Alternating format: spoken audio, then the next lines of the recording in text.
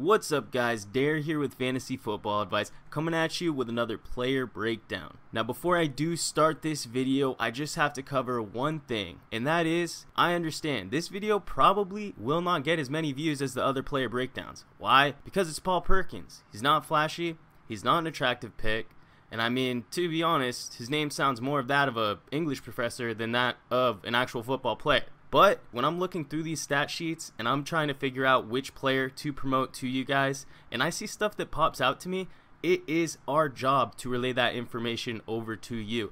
And Paul Perkins, in this case, he actually fits that bill. So stay tuned to find out exactly why. Before I do jump into his breakdown though, let's talk a little bit about Pro Football Focus. Now Nick, as you know in the recent videos, he has been shouting out that we do have a discount code for you. This is a discount that nobody can get you. When Nick said that we had to fight to get you guys this discount, believe me, we did. I challenge you to find anyone that can get you a discount on Pro Football Focus, their Edge and Elite packages. But you know what? You can't, because they know at Pro Football Focus that the product sells itself, and it's true. We had to basically decline services from them because we don't want to push a product on you without being able to give you a discount. We've already declined partnerships like this in the past because honestly, we could care less about making a profit off of sales. If that were the case, we'd be an affiliate with every company that came our way. But we don't. We only want to make you guys better fantasy football players. We're building the type of community different than everybody else, and we're not out to make the quick buck.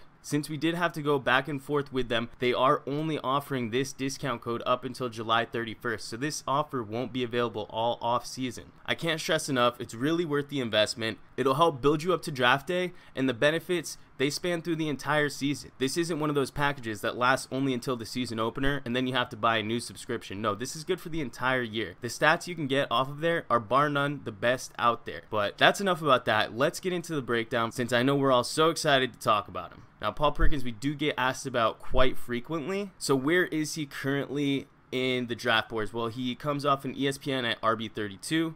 Fantasy Football Calculator RB28. So that essentially means he's in an interesting position, coming in somewhere in a middle round pick around round 6 or 7. And normally it's in comparison to players around him, players like Amir Abdullah, players like Eddie Lacy. And to really speak on this, I would have to say that out of those 3 players, Paul Perkins does come in 3rd place. I would draft Abdullah ahead of him, and I would draft Eddie Lacy ahead of him. The reason being, Abdullah has the most upside because he could be the clear workhorse there. He also has the best offensive line, as ranked by Pro Football Focus out of all 3 of the teams, that being Seattle, Giants, and the Lions. Don't get me wrong though, all 3 of the lines really suck. They're all bottom 8 in the entire league, and Seahawks, they rank dead last, which does bring the argument in that Eddie Lacy should be ranked last out of Perkins, Abdullah, and Lacy. And the only reason I actually hold Lacy slightly ahead is because I feel he is more secure in his position, in his role. While Perkins does have less competent backs behind him, he also has a smaller sample size of work, and the Giants have less of a financial commitment. And as we know, Eddie Lacy is being paid one of the top 10 backs in the entire league,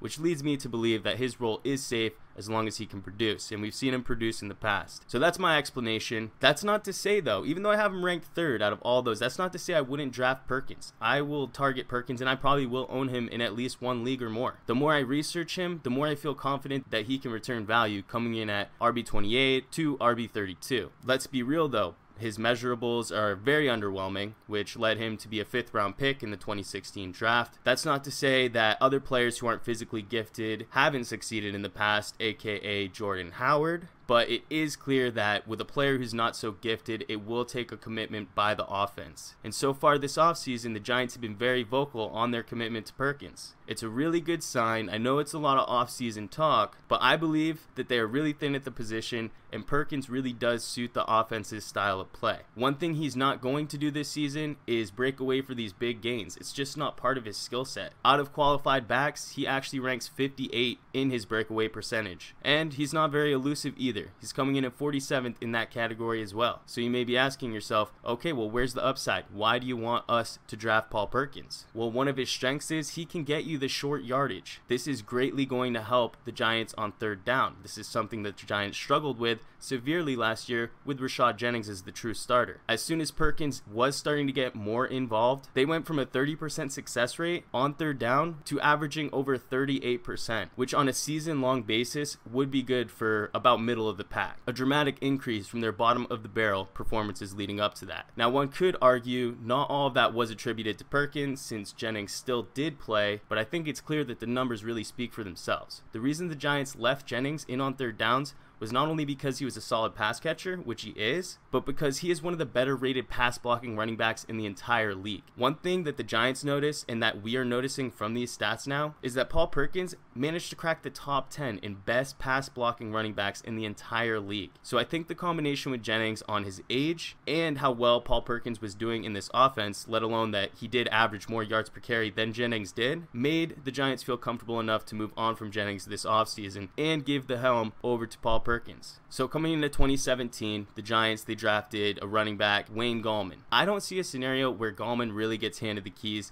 because the Giants are in win now mode. You know they have to pay Beckham. They have a great defense. They can compete. They made the playoffs last year. They are a strong candidate to win the division. They need the best all-around back on the field, so even if Perkins averages 3.9 yards per carry, if he can stay healthy and get them those short yardages in tight situations and pass block when he's needed to, his job will remain secure, even if he is inefficient. Now, one area where Perkins is extremely underrated is the passing game. His grades out of college were that he was a very poor pass catcher, and I think that stigma held true into his NFL career. While his pass catching ability is known around the league as subpar, the stats don't back that up. He only had one drop on his 20 targets and averaged a better yards per route run than Rashad Jennings. Some other names that he beat in that category as well are players like Carlos Hyde, Jay Ajayi, DeMarco Murray, and even Bilal Powell, somebody that everyone is super high on because of his pass catching ability. A lot of backs did run more routes than him, but it's definitely a good sign that he can increase his target share for 2017, even with Shane Vereen on the field in certain situations. I think we all can agree that the Giants receiving core should definitely be improved this season with the addition of Brandon Marshall. Whenever you have these types of additions, the league will overcompensate. They're going to definitely put double coverage on Beckham unless they play some sort of zone scheme,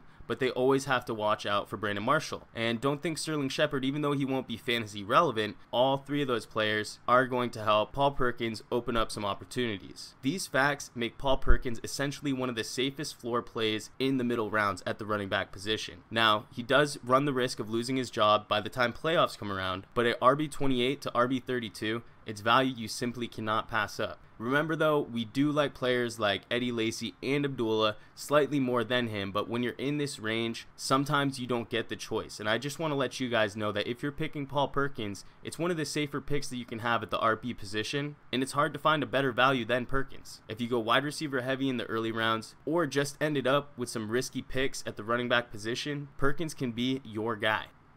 Alright everybody, that's going to do it for this player breakdown on Paul Perkins. I hope you guys give him a second look on draft day. And don't forget, sign up for Pro Football Focus, Edge, or Elite. Information will be in the description box below. Make sure to use our link to get your discount. Now, if you like this video, please give it a big thumbs up. We thank you for watching. We hope you enjoyed, and we will catch you on the next one.